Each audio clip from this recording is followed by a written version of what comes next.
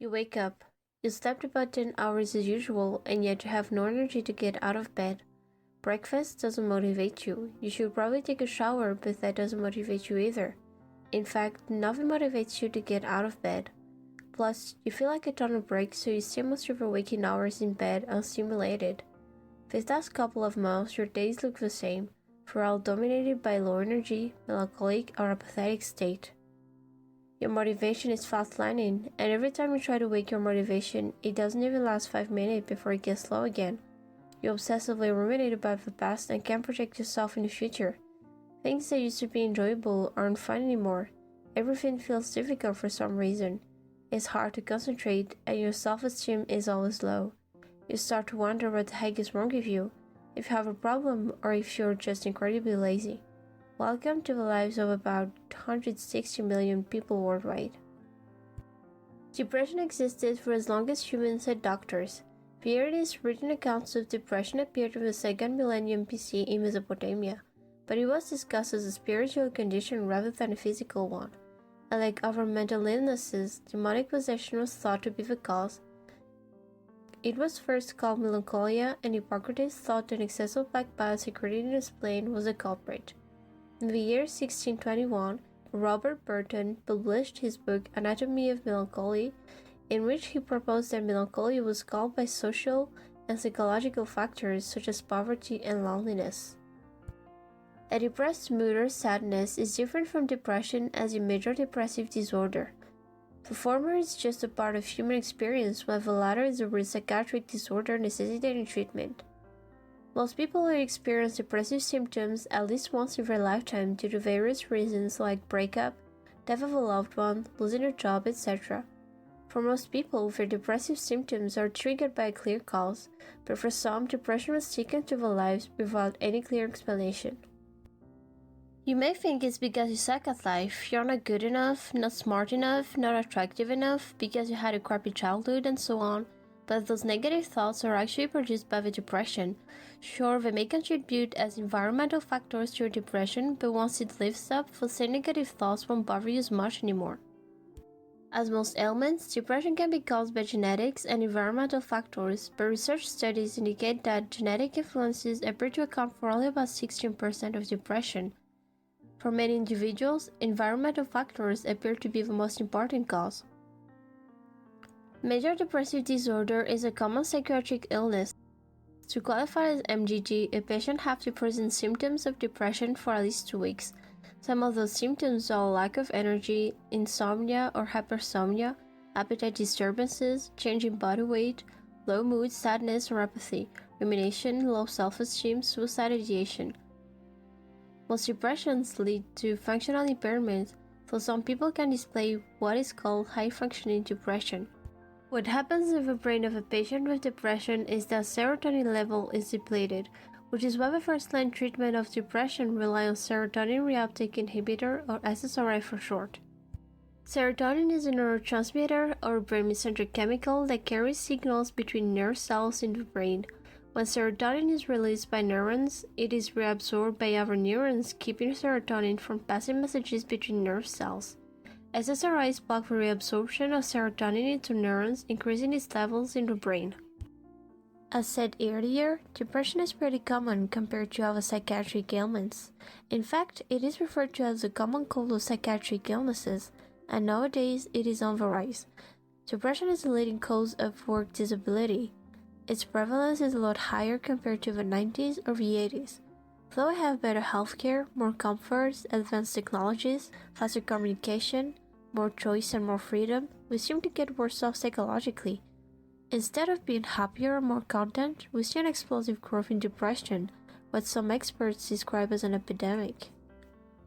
Why are the numbers of depression rising every decade? Why is it easier now to get depressed than, let's say, in the 80s? Is it because people are taking depression more seriously and are more likely to go to the doctor's office to get diagnosed? Or because there's a real rise of MDD? What are the factors that cause the numbers to skyrocket? Surely, mental health awareness is one cause of the rising numbers. Back in the days, mental health issues were mostly something to hide from society. Nowadays, mental health awareness has gained much more prevalence and people are more likely to go see a doctor and get diagnosed with MDD. But if environmental factors are the most important cause of depression, it is safe to say that changes in our environment led the number of MDD to skyrocket. Though depression has existed for a long time, the modern era in which we live offers a favorable environment to trigger depressive symptoms. Modern industries and products are creating a crowd of sick and depressed people. Depression is a disease of a modern age, along with type 2 diabetes, coronary heart disease, rheumatoid arthritis, and so on. The more developed we are, the more depressed and sicker we get. Since psychiatric disorders are highly comorbid, a general rise in psychopathology could explain why depression rates are increasing. Substance abuse along with anxiety disorders are highly comorbid with depression. There are also evidence suggesting that modernization is associated with depression. Mexican Americans born in the US have a higher prevalence of depression compared to Mexican immigrants.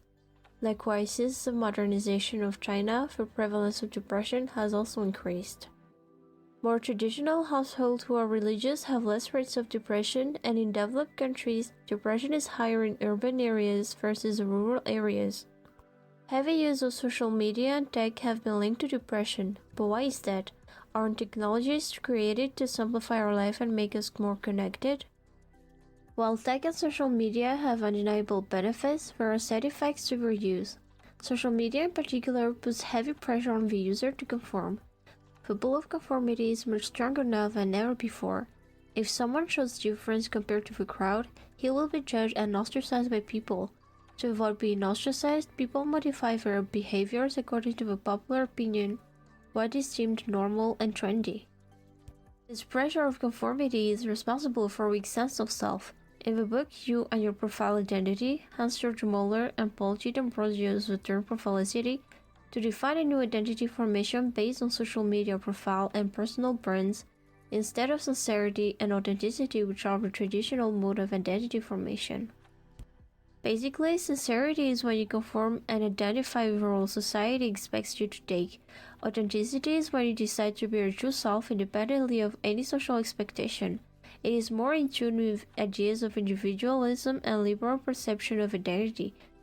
The self is no longer required to derive its identity from a social persona, but to the contrary, it is supposed to create a social persona on its own inner image. Authenticity is the desirable identity formation, but with social media use, people are unconsciously pressured to revert to the less desirable sincerity mode. Social media is responsible for a direct increase in mental health issues, depression, anxiety, body image disorders, and substance abuse disorders. With heavy social media use, it becomes easier to get caught in the loop of destructive social comparison. An excess of social comparison can bring feelings of resentment, envy, shame, and inadequacy.